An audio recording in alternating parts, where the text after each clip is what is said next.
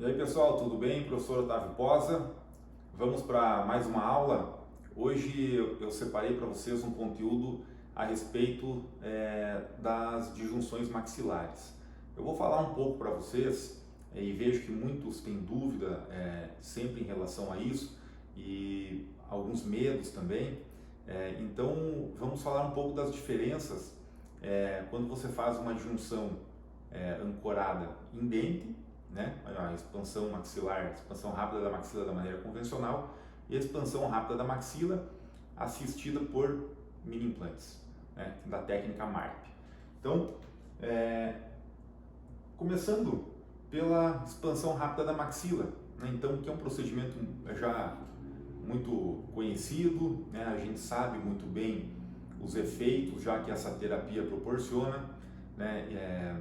E principalmente, né, falando em criança, paciente que está em crescimento, então é um procedimento muito assertivo, com um prognóstico excelente, né, principalmente em dentadura decídua e estágios iniciais da dentadura mista, que você acaba tendo um efeito esquelético bem maior do que quando você já tem um adolescente, né? Quando essa sutura ela já vai avançando no estágio de maturação, a gente vai tendo uma diminuição do efeito esquelético e um aumento do efeito dentário, né? Que um efeito que podemos chamar de efeito colateral dessa mecânica de expansão rápida da maxila é a inclinação dos dentes de suporte, a inclinação vestibular dos dentes de suporte. Então, quanto mais avançado o estágio de maturação dessa sutura, né, por exemplo, na adolescência, já você acaba tendo um menor efeito esquelético e um maior efeito de inclinação dentária nesses pacientes. E falando do benefício, novamente, não só oclusal, né, da expansão rápida da maxila, mas principalmente, do meu ponto de vista, o benefício respiratório que essa terapia proporciona aos nossos pacientes, né? E a técnica MARP, ela proporciona isso também, mas já num paciente adulto, né? Então vejam só que interessante, por isso que eu falo sempre, quem não trabalha com a técnica MARP ainda, quem não trabalha com ancoragem esquelética, está deixando, claro, de aumentar a sua lucratividade no consultório, mas está deixando de ajudar muito o paciente que passa pelas nossas mãos, tá certo? Bom, então, como nós temos, num caso como esse aqui, né, de junção paciente de 10 anos de idade, já com todos os dentes aqui permanentes na boca, de primeiro molar a primeiro molar, a gente tem o ganho esquelético, né? Você tem a disjunção da maxila e você tem também um efeito dentário, né? Que esse aparelho ele é essencialmente suportado pelos dentes. Então, cada ativação que a gente faz, essa tensão da ativação, ela está ao redor dos dentes, tá certo? Ela está ao redor dos dentes. Então, isso provoca uma inclinação vestibular desses dentes. Por isso que a gente, quando ativa, faz os nossos protocolos de ativação na expansão rápida da maxila da maneira convencional, quando que você termina ela? Você vai terminar essa disjunção quando a cúspide palatina do molar superior estiver na cúspide vestibular do molar inferior, né? Por conta dessa inclinação vestibular. Então, quando você tira esse aparelho após o período de contenção, que teve toda aquela formação óssea, né, onde a sutura foi rompida, você vai ter uma desinclinação daquele dente. Então, aquela inclinação vestibular que teve, ela recidiva, então você termina aqui, nessa recidiva, o dente acaba desinclinando e ficando na posição que você deseja. Então, se você não sobrecorrigir aqui, você talvez, nessa desinclinação do molar, você talvez não tenha corrigido uma mordida cruzada, por exemplo, né? Então, por isso que é muito importante, quando você trabalha da maneira convencional, que a cúspide do molar superior vá até a cúspide do molar inferior, para depois essa desinclinação vai ocorrer e o dente fique bem posicionado, tá certo? Então, quando a gente fala aqui de expansão rápida da maneira convencional, quanto mais velho vai ficando esse paciente, quanto maior o estágio de maturação dessa sutura, maior efeito de inclinação dentária e menor efeito esquelético a gente vai tendo, tá certo?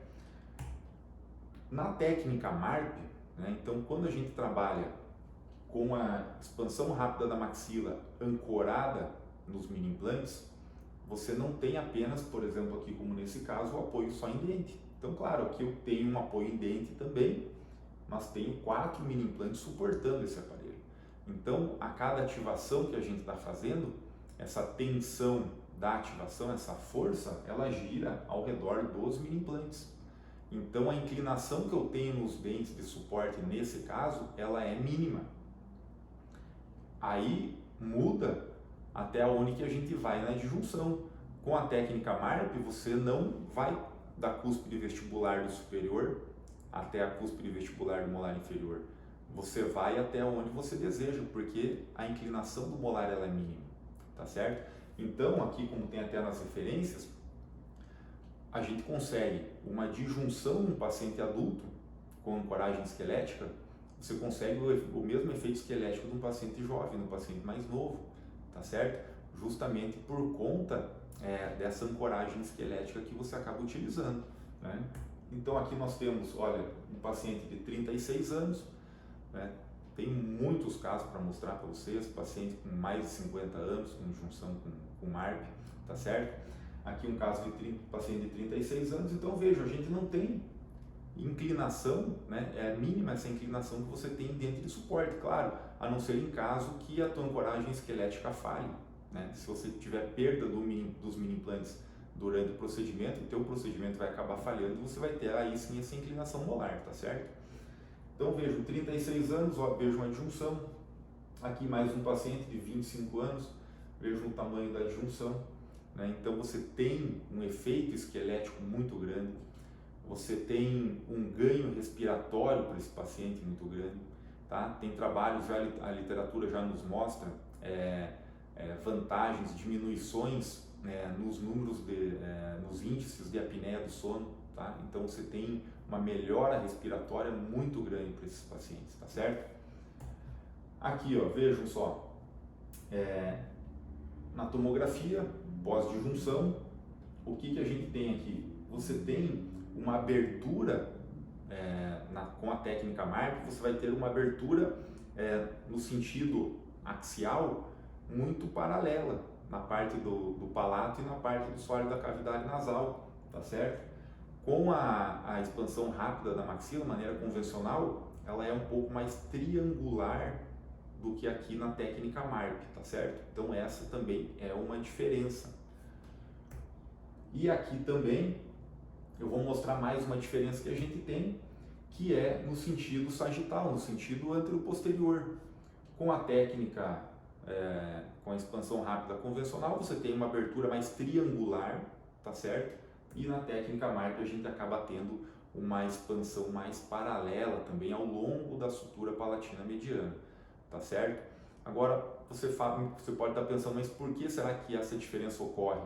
Né? Principalmente por conta, quando você coloca os mini implantes, né, o teu expansor ele está encostado no palato, como aqui nessa foto, né? Então, como eu falei antes que a tensão gira ao redor desses mini implantes, a gente consegue aproximar mais a linha de ação de força do expansor do centro de resistência da maxila, diferente de quando você está aqui com um Hyrax, por exemplo, ou o próprio Haas, né? Que o parafuso expansor, claro, colocado um pouco mais alto, né? Mas mesmo assim ele não chega tão próximo do centro de resistência da maxila como quando você coloca aqui com os mini implantes ancorando essa disjunção, tá certo? Então eu citei para vocês aqui algumas diferenças, né, entre os dois protocolos.